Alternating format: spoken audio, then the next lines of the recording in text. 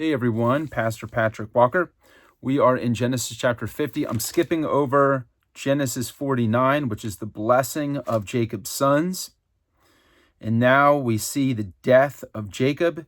Joseph directs the physicians to embalm his father, which takes 40 days. And he also institutes a period of mourning for 70 days. That's verse 3. When the days of mourning are over, Joseph goes to Pharaoh's court, essentially asks Pharaoh for permission to take his father back to the land of Canaan and have him buried. And Pharaoh gives permission. All the dignitaries of the court go. There's a huge chariots, horsemen, very large company. This is verse 9. They go back. They observe a 7-day period of mourning, verse 10. And he is buried under a solemn ceremony of mourning, verse 11. Now, I want to actually pick up on verse 15 through verse 21. When Joseph's brothers saw that their father was dead, they said, "What if Joseph holds a grudge against us?" Now, I would say grudge would come from bitterness and a desire for revenge. Unforgiveness is essentially holding on to a desire for revenge because of a previous hurt. So they say, has he truly forgiven us? Is he going to try to seek revenge? Is he holding on a grudge against us and pays us back for all the wrongs we did to him? All right, that's only logical. You do something harmful to me, I want to pay you back something harmful in return. Is that God's way? Of course not. That's either the kingdom of darkness or the kingdom of light. Jesus says in the kingdom of light, forgive. But in the kingdom of darkness, we see grudges, we see bitterness, unforgiveness. These are all qualities of the enemy. So they sent word to Joseph saying, your father left these instructions before he died. They're basically trying to pass this off and saying, hey, dad said to forgive us. Are you willing to listen to your father? Now, this was already a condition of Joseph's heart. And I think this is something that Joseph had to overcome earlier on in his journey, because unforgiveness stifles God's destiny for your life. And until he dealt with these things, I think in prison, God wasn't willing to raise him up. So they say in verse 17, this is what you are to say to Joseph. I ask you to forgive your brothers the sins and the wrongs they committed in treating you so badly. Now, please forgive the sins of the servants of the God of your father.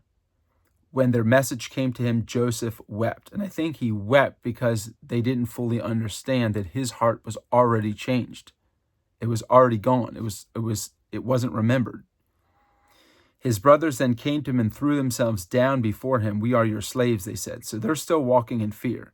But Joseph said to them, don't be afraid. Fear, of course, doesn't come from the Lord. It comes from the enemy. Am I in the place of God?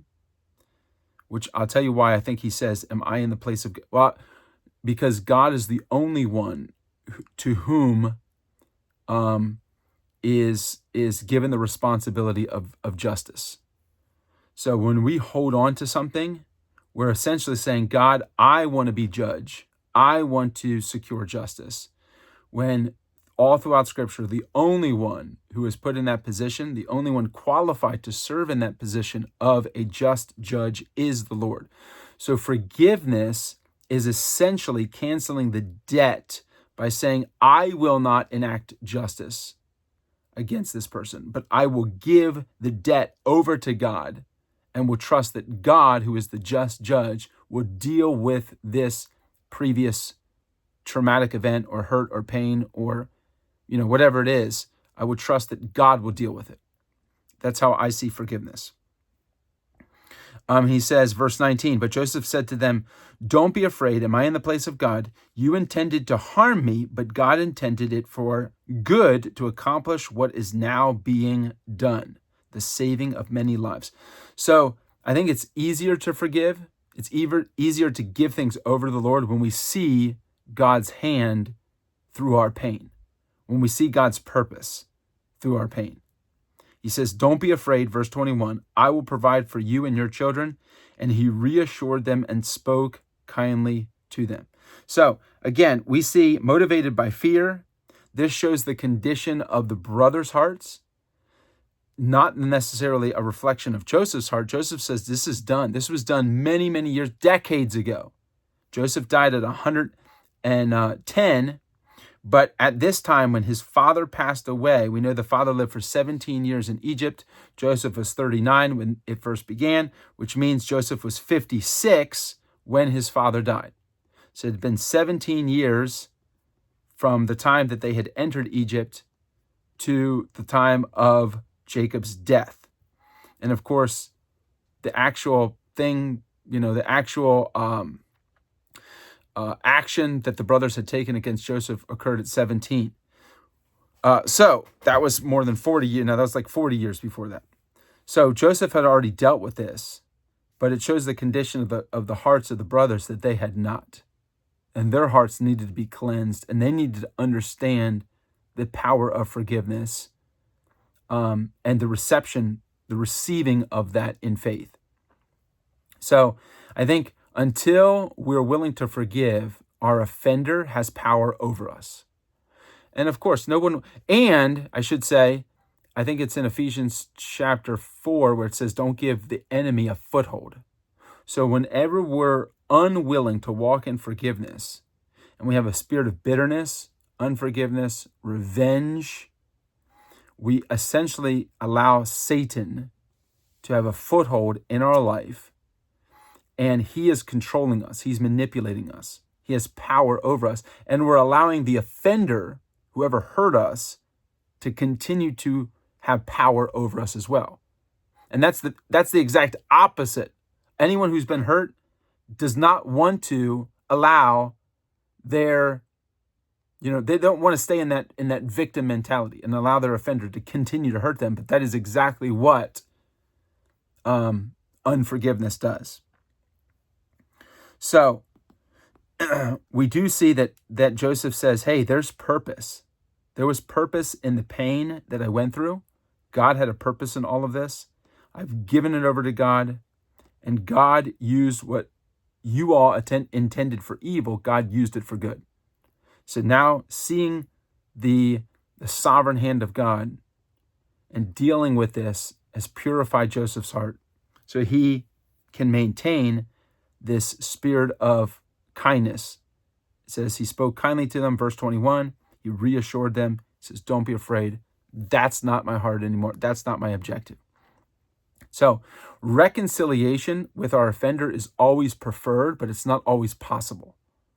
Forgiveness is required, but reconciliation is preferred, but it isn't required. Forgiveness is required. Reconciliation is not, though it is preferred.